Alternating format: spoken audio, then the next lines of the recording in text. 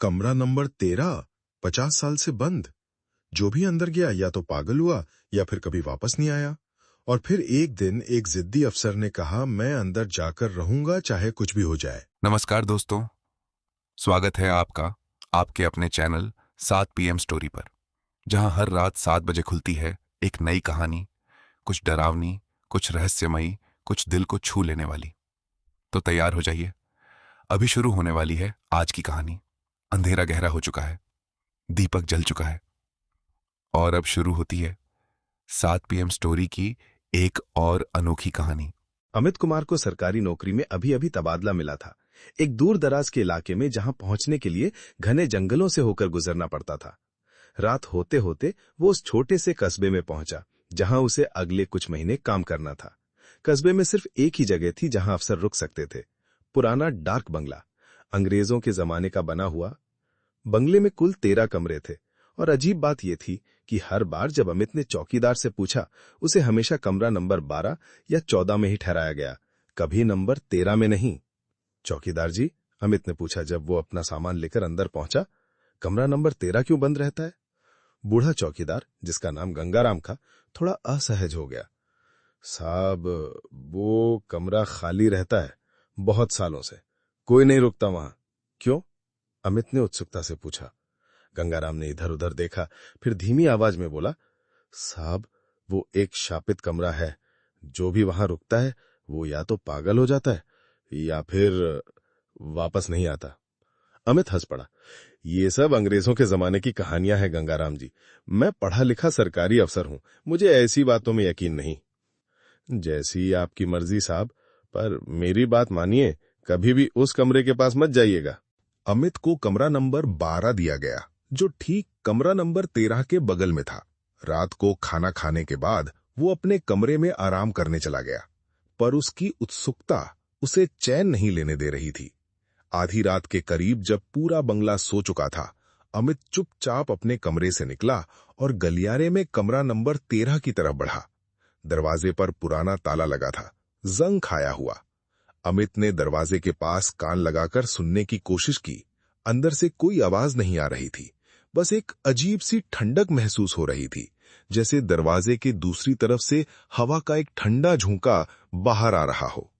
तभी उसे दरवाजे के नीचे की दरार से कुछ हिलता हुआ दिखा, जैसे कोई परछाई अंदर घूम रही हो। उसका दिल तेजी से धड़कने लगा।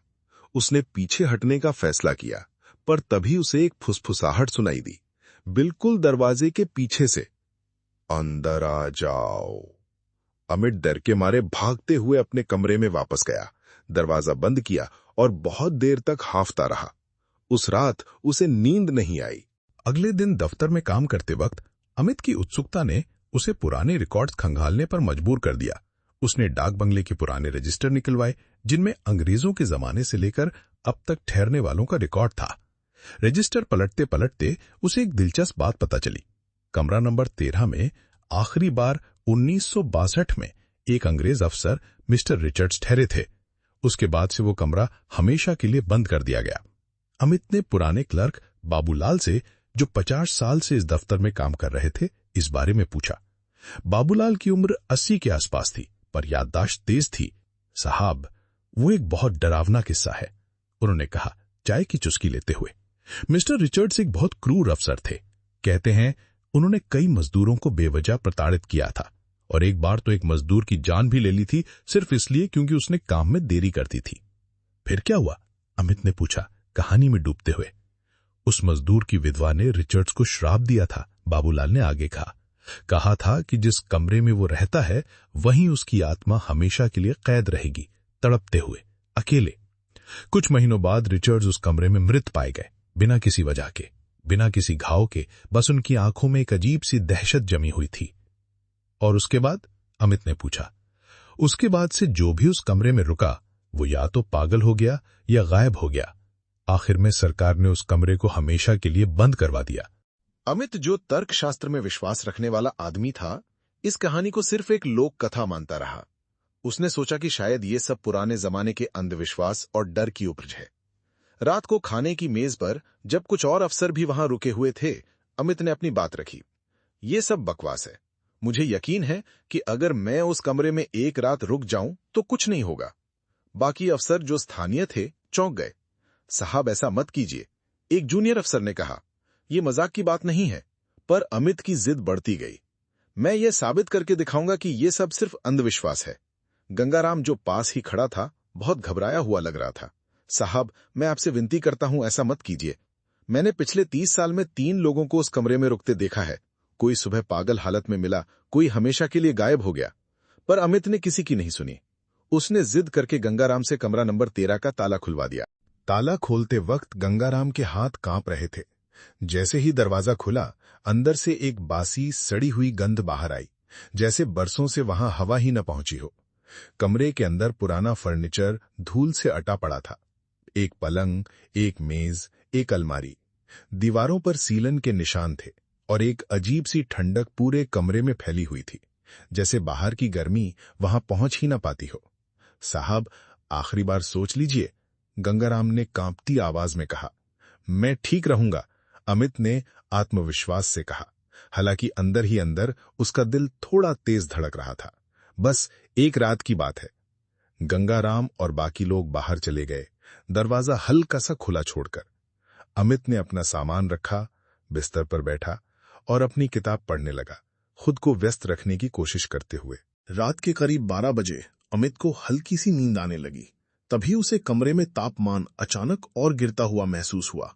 उसकी सांसें ठंडी हवा में दिखने लगीं, जैसे बाहर बर्फ पड़ रही हो। उसने चौंक कर आंखें खोली। कमरे में एक अजीब सी धुंध छाई हुई थी। हालांकि खिड़कियां बंद थीं और उस धुंध के बीच कमरे के कोने में एक साया धीरे धीरे उभरने लगा। अमित का दिल जोर से धड़कने लगा। वो साया धीरे धीरे एक इंसानी आकृति में बदलने लगा। एक अंग्रेज अफसर की वर्दी में, पुराने जमाने का हैट पहने। उसकी आंखें खोखली थीं, बिना किसी पुतली के, और उसका चेहरा दर्द और गुस्से से भरा हुआ था। तुम कौन हो? अमित ने कांपती आवाज में पूछा। बिस्तर से उतरने की हिम्मत नहीं जुटा पा रहा था। मैं रिचर्ड्स हूं, वो साया बोला, आवाज भारी, अंग्रेजी लहजे में, पर बहुत डरावनी। और तुम मेरे कमरे में हो। मुझे जाने दो, अमित बोला, पीछे हटते हुए। कोई नहीं जाता, रिचर्ड्स की आत्मा हंसी, एक ठंडी, दिल दहला देने वाली हंसी। मैं भी यहां से नहीं जा सका, बरसों से। उस विधवा ने मुझे यहीं बांध दिया, इस कमरे में, हमेशा के लिए। और अब जो भी यहां आता है उसे मेरे साथ रहना पड़ता है। मुझे तुमसे कोई मतलब नहीं, अमित चीखा। मैंने तुम्हारे साथ कुछ नहीं किया। पर तुम्हारे जैसे लोग, रिचर्ड्स की आत्मा गुस्से से बोली, तुम्हारे जैसे अफसर, तुम भी वैसे ही घमंडी हो जैसा मैं था। तुम भी सोचते हो तुम कुछ भी कर सकते हो, किसी के डर की परवाह किए बिना। अमित ने दरवाजे की तरफ भागने की कोशिश की, पर जैसे ही उसने दरवाजे को छुआ, वो अचानक ठंडा पड़ गया, जैसे बर्फ का हो, और अंदर से बंद हो गया, चाहे बाहर से उसे हल्का खुला छोड़ा गया था। नहीं, अमित चीखा, दरवाजे को धक्का देते हुए। खोलो ये दरवाजा। पीछे से रिचर्ड्स की आवाज गूंजी, अब और भी भारी, और भी डरावनी। मैं तुम्हें नहीं जाने दूंगा। बहुत सालों से मैं अकेला हूं इस कमरे में। अब तुम्हें भी यहीं रहना होगा मेरे साथ, हमेशा के लिए। कमरे में अचानक तेज हवा चलने लगी, चीजें उड़ने लगीं। अलमारी का दरवाजा जोर से खुला बंद होने लगा। अमित के दिमाग में सिर्फ एक ही ख्याल था, किसी तरह यहां से निकलना है। तभी उसे याद आया, बाबूलाल ने कुछ कहा था। उस मजदूर की विधवा ने श्राप दिया था। शायद उस श्राप को खत्म करने का कोई तरीका होगा। मुझे माफ करो, अमित ने चीखते हुए कहा, अपनी हिम्मत जुटाते हुए। मैं समझता हूं तुम्हारे साथ जो हुआ वो गलत था। तुमने जो पाप किए उनकी सजा तुम्हें मिली, पर मैंने तुम्हारे साथ कुछ नहीं किया। मुझे इस अन्याय की सजा मत दो। रिचर्ड्स की आत्मा एक पल के लिए रुकी, जैसे इन शब्दों ने उसे झकझोर दिया हो। अन्याय? उसने फुसफुसाते हुए कहा। आवाज में हल्का सा बदलाव आया। तुम मुझे अन्याय की बात सिखाते हो? हां, अमित ने हिम्मत जुटाकर कहा, क्योंकि तुम भी जानते हो कि तुमने जो किया वो गलत था, पर मुझे उसकी सजा देना भी उतना ही गलत है। तुम इस कमरे में तड़प रहे हो क्योंकि तुम अब भी अपने पाप स्वीकार नहीं कर पाए। जब तक तुम अपनी गलती नहीं मानोगे, तुम कभी मुक्त नहीं होगे। रिचर्ड्स की आत्मा कांपने लगी, उसका चेहरा दर्द से विकृत हो गया। मैंने बहुत बुरा किया था, उसकी आवाज अचानक कमजोर पड़ गई। मैंने उस मजदूर को बिना किसी वजह के मार डाला, सिर्फ अपने गुस्से में। मुझे पछतावा है। जैसे ही उसने ये कहा, कमरे में चल रही तेज हवा धीरे धीरे शांत होने लगी। रिचर्ड्स की आकृति और भी धुंधली पड़ने लगी। पर पछतावा काफी नहीं है, अमित ने आगे कहा अपनी हिम्मत बढ़ाते हुए। तुम्हें उस मजदूर के परिवार से माफी मांगनी होगी, भले ही वो अब यहां नहीं है। तुम्हें अपने पापों का प्रायश्चित करना होगा। रिचर्ड्स की आत्मा घुटनों के बल गिर पड़ी, अपने खोखले चेहरे को हाथों में छिपाते हुए। मुझे माफ कर दो, वो बुदबुदाया, आवाज अब बहुत ही कमजोर, बहुत ही उदास। मुझे माफ कर दो। उस मजदूर, उसकी विधवा, उसके बच्चों, सबसे मुझे माफी मांगनी है। मैंने जो किया वो अक्षम्य था। कमरे में एक अजीब सी रोशनी फैलने लगी, हल्की सुनहरी चमक, जैसे कोई पुराना बोझ उतर रहा हो। रिचर्ड्स की आत्मा धीरे धीरे शांत होने लगी।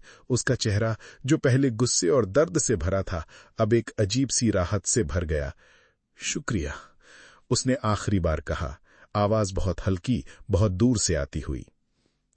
तुमने वो कर दिया जो कोई और नहीं कर पाया। तुमने मुझे मेरा सच दिखाया और मुझे मुक्ति का रास्ता भी।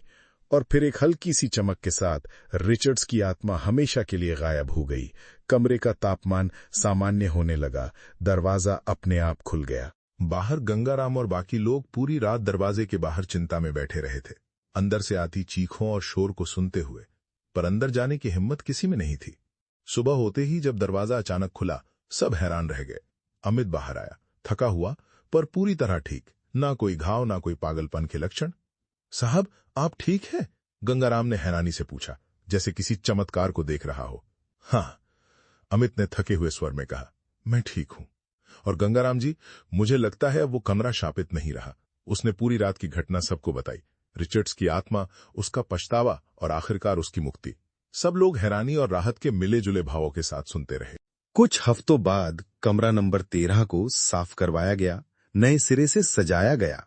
कुछ महीनों तक स्थानीय लोग वहां ठहरने से डरते रहे, पर धीरे धीरे जब कोई अजीब घटना नहीं हुई, लोगों का डर कम होने लगा।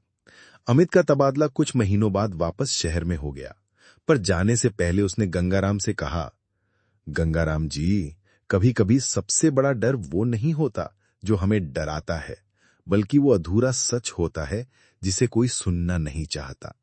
रिचर्ड्स को सिर्फ किसी की जरूरत थी जो उसकी बात सुने, उसे उसका सच याद दिलाए। गंगाराम ने सिर हिलाया, आंखों में एक नई समझ के साथ। साहब, आपने वो कर दिखाया जो 50 साल में कोई नहीं कर पाया। शुक्रिया। आज भी जब नए अफसर उस डाक बंगले में ठहरते हैं, गंगाराम उन्हें कमरा नंबर 13 की पूरी कहानी सुनाता है। डर की नहीं, बल्कि क्षमा और मुक्ति की कहानी।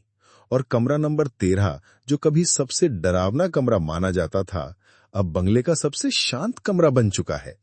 पर कभी कभी बहुत ठंडी रातों में कुछ मेहमान कहते हैं कि उन्हें कमरे में एक अजीब सी शांति महसूस होती है, जैसे कोई वहां बैठा हो, चुपचाप, आखिरकार सुकून से। न तो दोस्तों, यहीं खत्म होती है आज की कहानी। कैसी लगी आज की कहानी? कमेंट में जरूर बताना। आपको सबसे ज्यादा कौन सा हिस्सा डराया या फिर कौन सा ट्विस्ट पसंद आया? अगर कहानी पसंद आई हो तो लाइक करना न भूलें, चैनल को सब्सक्राइब कर लें और बेल आइकन दबाना मत भूलना, ताकि हर नई कहानी आप तक सबसे पहले पहुंचे। अगली कहानी और भी डरावनी और रोचक होने वाली है। मिलते हैं कल रात ठीक 7 PM पर। अब सोने से पहले एक बार फिर सोच लेना, क्या सचमुच अकेले सो पाओगे? अच्छी रात, या कहें डरावनी रात। 7 PM स्टोरी, जहां कहानियां कभी खत्म नहीं होती। जय श्री राम। नमस्कार।